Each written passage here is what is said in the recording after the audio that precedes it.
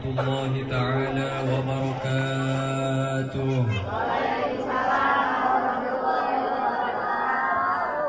Ibu sehat, Ibu? Alhamdulillah. Bapak sehat? Alhamdulillah. Alhamdulillah. Kalau saya lagi kurang sehat, doain ya Bu ya. Mudah-mudahan barusan baca maulid, keberkahan membaca maulid, penyakit al-fakir pulang dari sini diangkat oleh Allah Subhanahu wa ta'ala. Alhamdulillah. Alhamdulillah adada ma khalaqa fis sama'. Alhamdulillah adada ma khalaqa fil ard.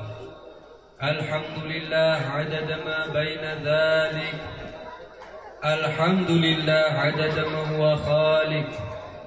Ashhadu an la ilaha illallah wa ashhadu anna Muhammadar Rasulullah. Allahumma salli ala sayyidina Muhammadin. Allahumma salli ala sayyidina Muhammadin miftahi bab rahmatillah adada ma fi ilmillah.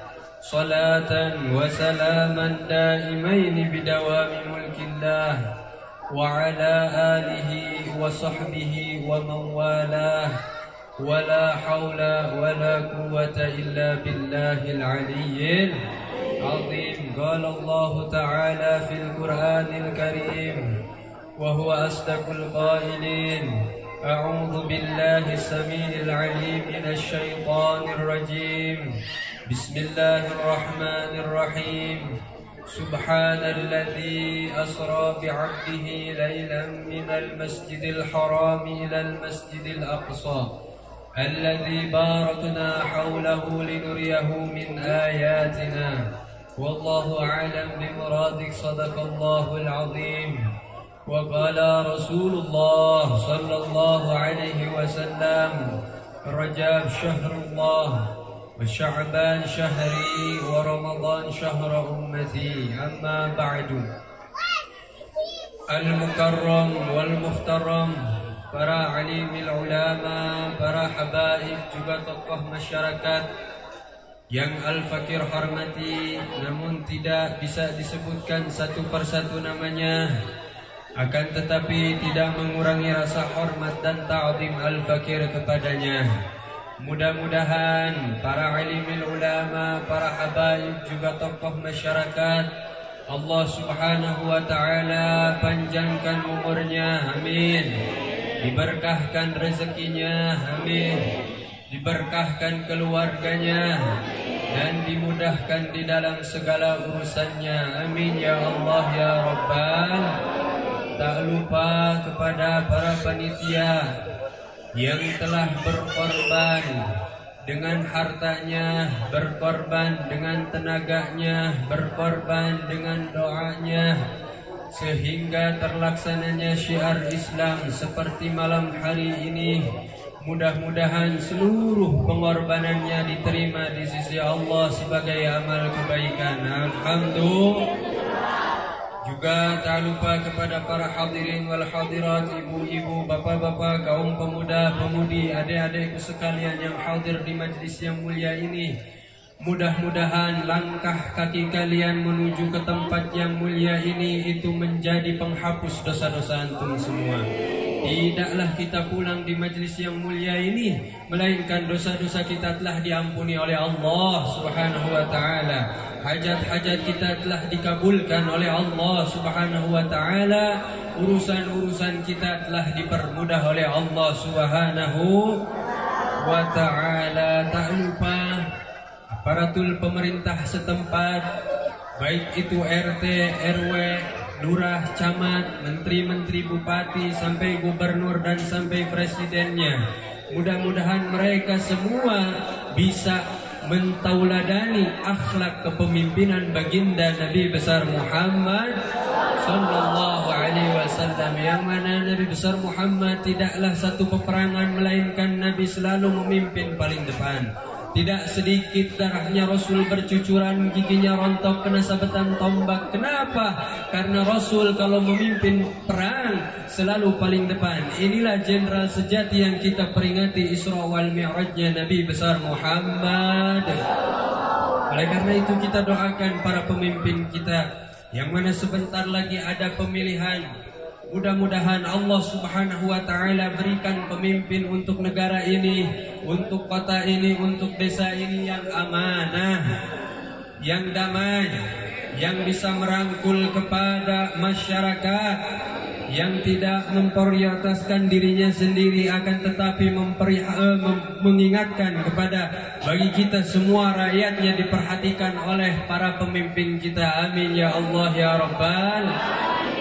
Pertama-tama dan yang paling utama, marilah kita panjatkan rasa puja puji syukur kita kehadirat Allah Subhanahu wa Ta'ala, yang mana Allah Subhanahu wa Ta'ala telah memberikan kepada kita berbagai macam-macam nikmat-nikmatnya dan karunia-karunia-Nya, baik itu nikmat iman, nikmat Islam, nikmat ihsan, dan tak penting kalahnya nikmat diciptakannya baginda Nabi besar Muhammad sallallahu alaihi wasallam. Ini adalah salah satu nikmat yang paling besar oleh Allah Subhanahu wa Ta'ala, di mana pada malam hari ini yang biasanya ibu-ibu atau bapak-bapak berada di depan televisi sedang menonton TV, alhamdulillah pada malam hari ini Allah Subhanahu wa Ta'ala gerakan hatinya untuk menghadiri majlis ilmu, untuk menghadiri majlisnya Rasulullah sallallahu alaihi wasallam.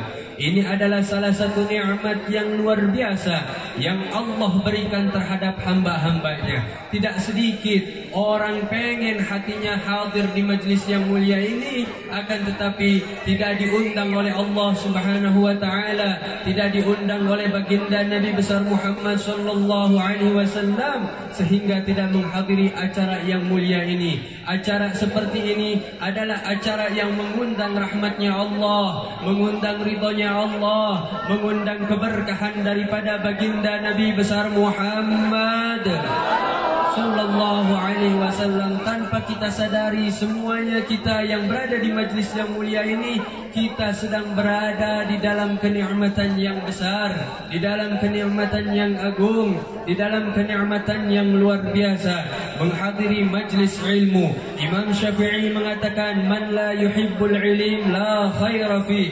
Barang siapa yang tidak mencintai ilmu, maka tidak ada kebaikan bagi orang tersebut. Al-hadis Nabi besar Muhammad sallallahu alaihi wasallam mengatakan, idza marartum bi riyadil jannah farta'u. Kata Nabi besar Muhammad sallallahu alaihi wasallam. Ibu dengerin, punya anak-anaknya suruh diam ya, supaya dapat faidah pulang ke rumah. Idza marartum bi riyadil jannah, kata Nabi besar Muhammad sallallahu alaihi wasallam, farta'u. Apabila kalian melewati taman-taman surga, farta'u, maka mampirlah. Kemudian sahabat bertanya, qalu wa ma riyadil jannah ya Rasulullah. Para sahabat itu bertanya lagi, apa itu taman-taman surga? Maka Nabi besar Muhammad menjawab, qala hilakul dzikir, yaitu perkumpulan-perkumpulan yang mana di dalam perkumpulan tersebut dibacakan zikir kita kepada Allah Subhanahu wa Ta'ala. Di dalam riwayat lain, perkumpulan-perkumpulan yang mana di dalam perkumpulan tersebut dibahas, diajari tentang agama, ilmunya Allah Subhanahu wa Ta'ala. Maka tidak langsung kita semua berada di taman-taman surganya Allah Subhanahu wa Ta'ala. Mudah-mudahan perkumpulan ini tidak hanya di dunia, kelak nanti besok kita berada di yaumil akhirat, berada di taman-taman surganya Allah Subhanahu. Ma'asyiral hadirin jamaah rahimakumullah, ibu-ibu, bapak-bapak, calon-calon ahli kubur yang saya hormati. Ridho enggak ibu? Itu ada nenek-nenek takut tuh loncat. Dibilang calon ahli kubur. Saya bilang calon ya ibu ya. Ada calon presiden ada? Ibu calon apa? Calon ahli kubur. Saya bilang calon ahli kubur Ustaz sengaja, karena manusia di akhir zaman ini sudah banyak terlalu lalai.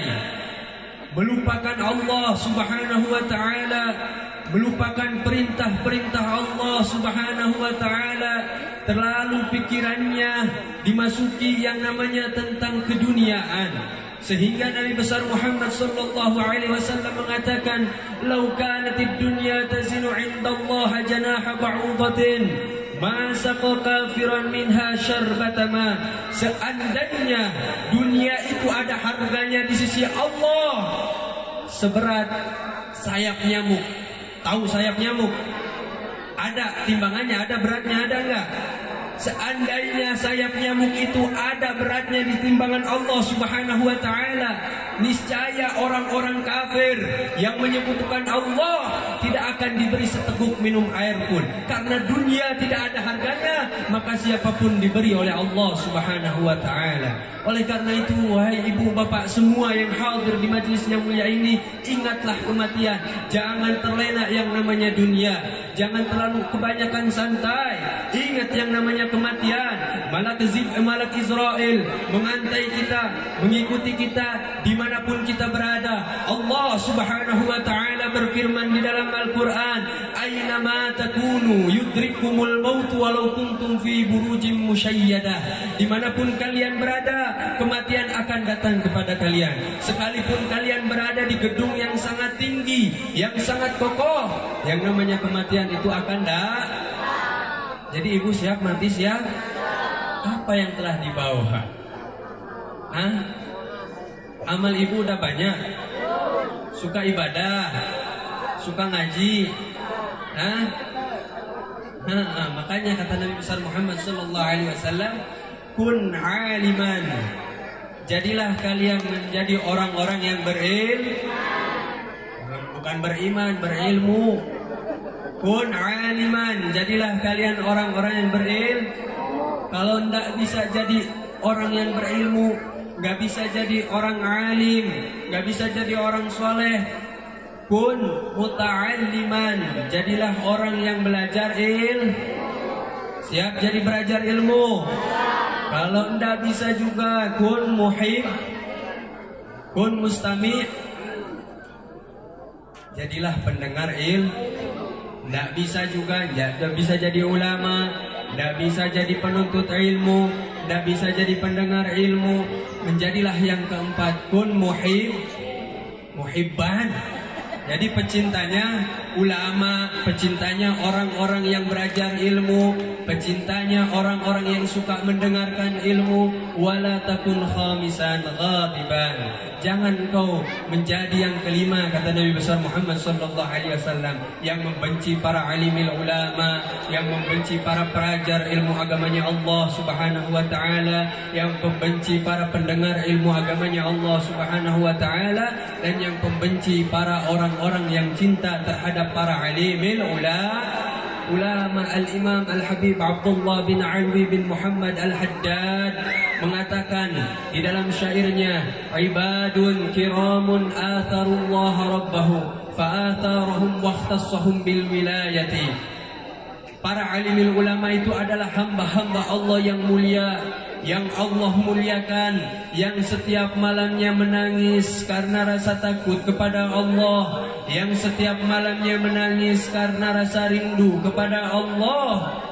Sehingga beliau mengatakan, walaula humu bainal anam laduddikat jibalun wa ardun lirtikabil khatiyati. Seandainya ibu, bapak, di muka bumi ini tidak ada para alimil ulama, tidak ada orang-orang soleh, laduddikat jibalun wa ardun lirtikabil khatiyati.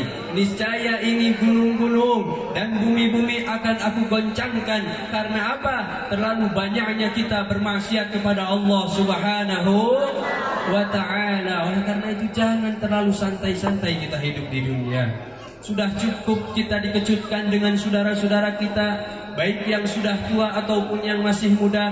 Akan datang giliran kita, apa modal kita, apa persiapan kita. Ibadah kita sangat sedikit, maksiat kita sangat banyak. Jikalau kita dihukum dengan hukuman Allah, bersiap-siaplah kita berada di dalam nerakanya Allah Subhanahu wa ta'ala. Jangan mentang-mentang kita lagi sehat, kita yakin bahwasanya kematian masih jauh. Tidak, apa yang dikatakan Imam Syafi'i di dalam syairnya, fakam min sahihin mata min ghairi illati wa kam min saqimin 'asha hinan min ad-dahri. Berapa banyak orang yang sehat-sehat saja mati begitu saja, dan berapa banyak orang yang masih sakit tuh lihat di rumah sakit, akan tetapi Allah Subhanahu wa taala masih bisa beri kehidupan sampai hari esok. Itu adalah kata-kata Imam Syafi'i. Faman 'asha alfan wa alfaini fala budda min yaumin yasiru ilal qabri. Barang siapa yang hidup 1000 tahun atau bahkan 2000 tahun, fala budda, maka wajib bagi orang tersebut yasiru ilal qabri, menuju ke dalam kuburan. Jadi intinya kita itu akan mati. Jangan terlalu keenakan. Apa itu naik Madain Jepangnya, sudah kita naikin Vario ya.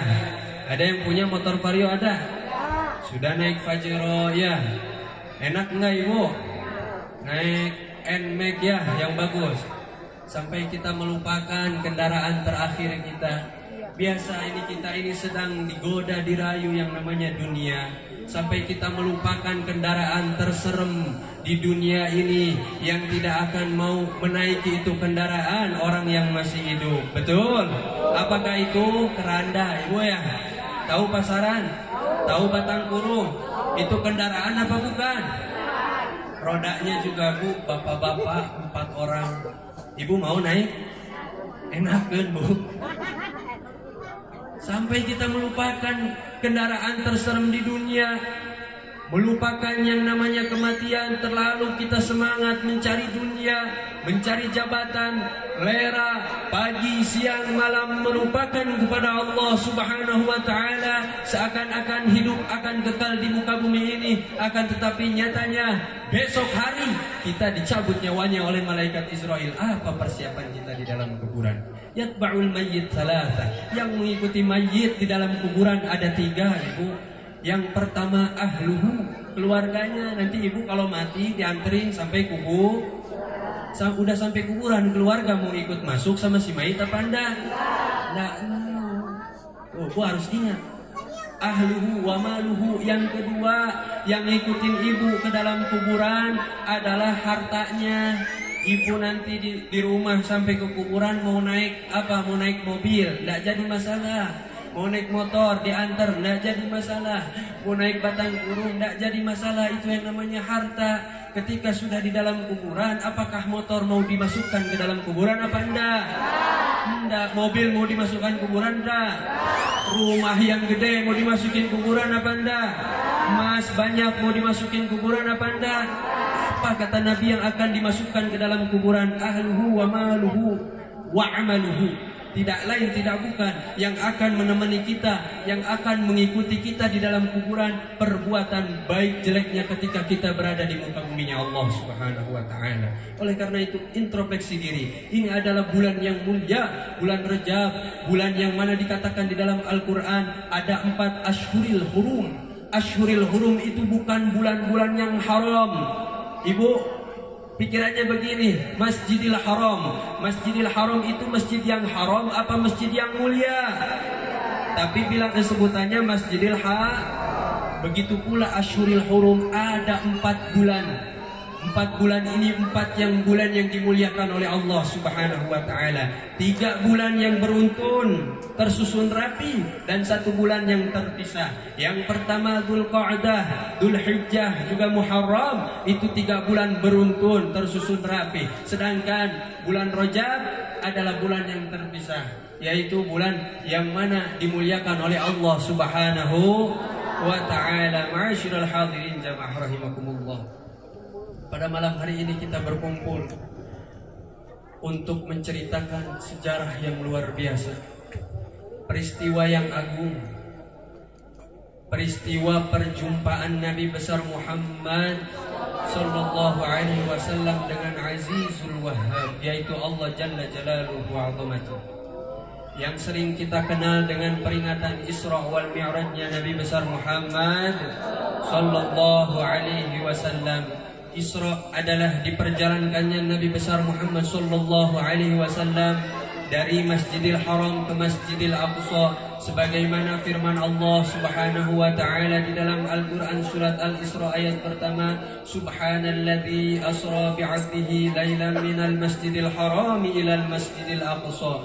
Maha suci bagi Allah yang telah memperjalankan seorang hambanya dari Masjidil Haram ke Masjidil Aqsa, yang mana sekelilingnya telah diberkahi oleh Allah Subhanahu wa taala. Tidak lain tidak bukan, ini adalah sebuah peristiwa yang diberkahi oleh Allah Subhanahu wa taala. Sedangkan Mi'raj, dinaikannya Nabi besar Muhammad sallallahu alaihi wasallam dari Masjidil Aqsa sampai langit pertama, langit kedua, langit ketiga, sampai langit ketujuh, dan sampai tempat yang tertinggi yang disebut Sidratul Muntaha. Tidak lain tidak bukan, ini adalah peringatan Isra wal Mi'rajnya Nabi besar Muhammad sallallahu alaihi wasallam. Inti daripada peringatan Isra wal Mi'raj adalah Nabi besar Muhammad panggil Nabi Muhammad. Allah Subhanahu wa taala panggil Nabi Muhammad.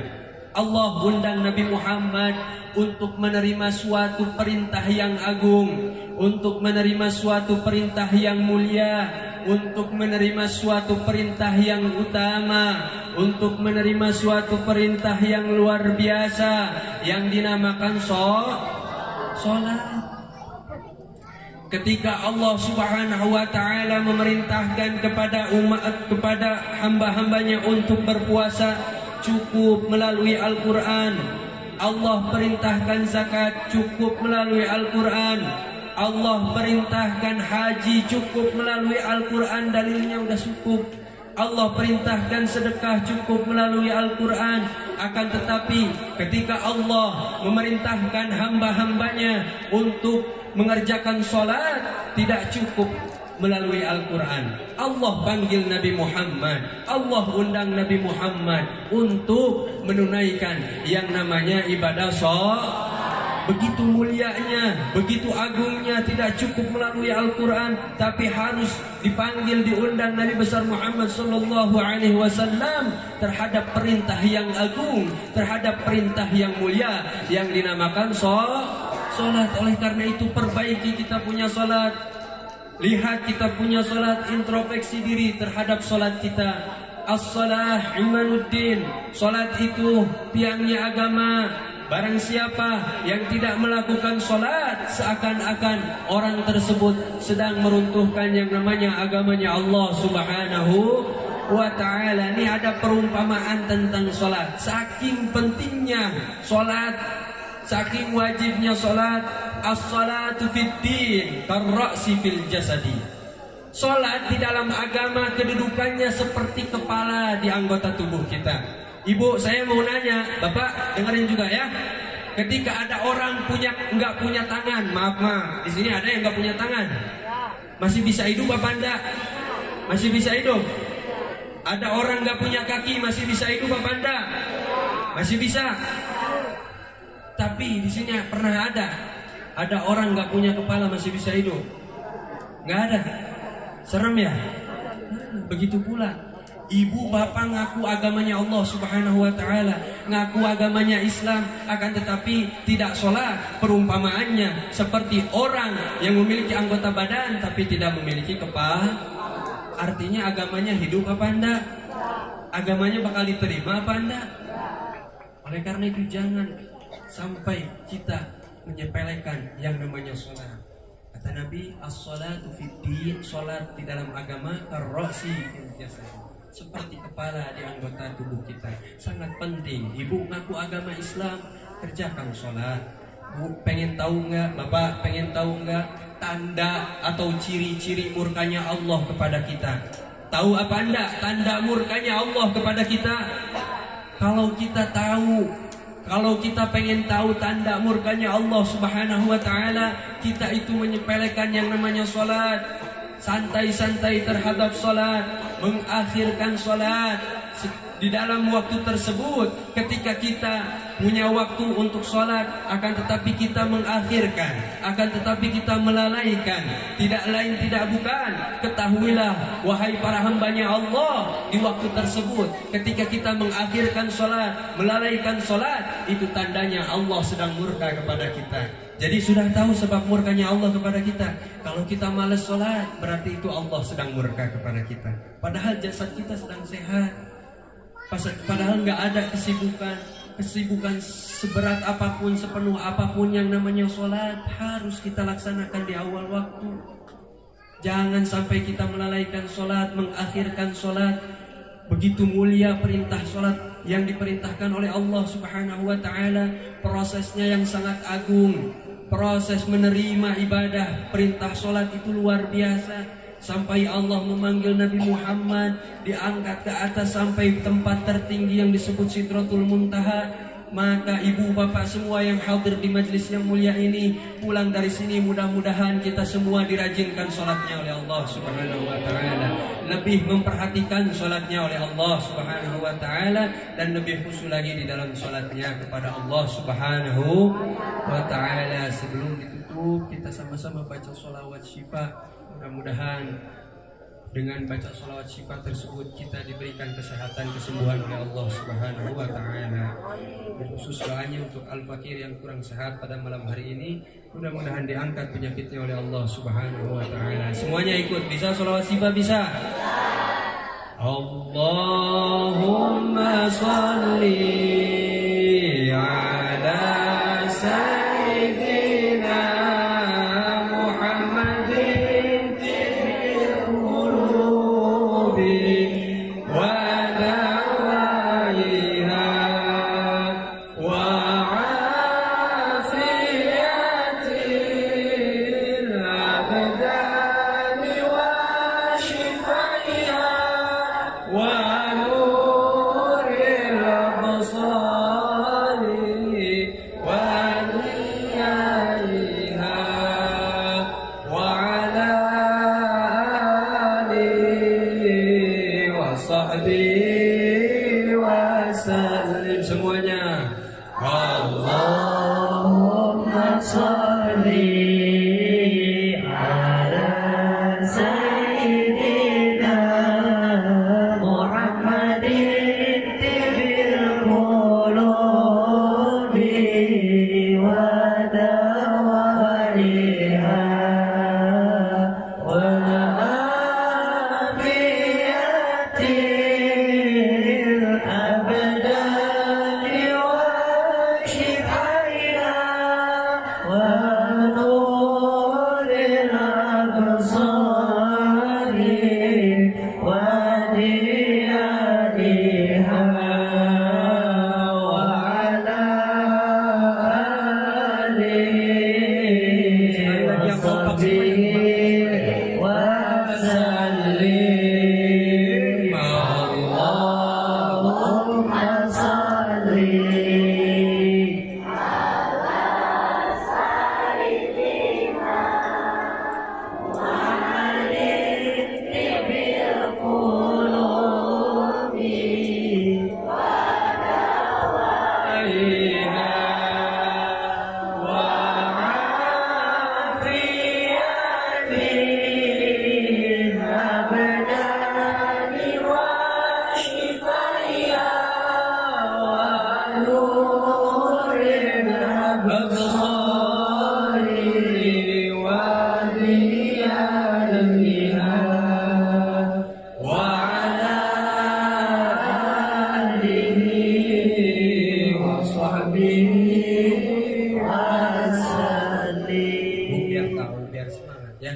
Barang siapa yang bersolawat kepada baginda Nabi besar Muhammad sallallahu alaihi wasallam satu kali saja, maka akan diberikan 10 pahala kebaikan oleh Allah Subhanahu wa taala.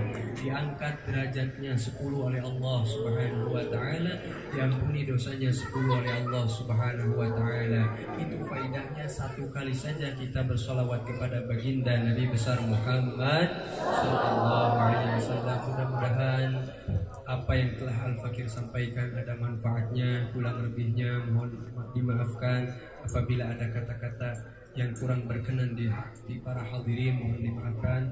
Mungkin hanya ini yang dapat Al-Fakir sampaikan, kurang lebihnya mohon dimaafkan. Akhirul kalam, wassalamualaikum warahmatullahi taala wabarakatuh.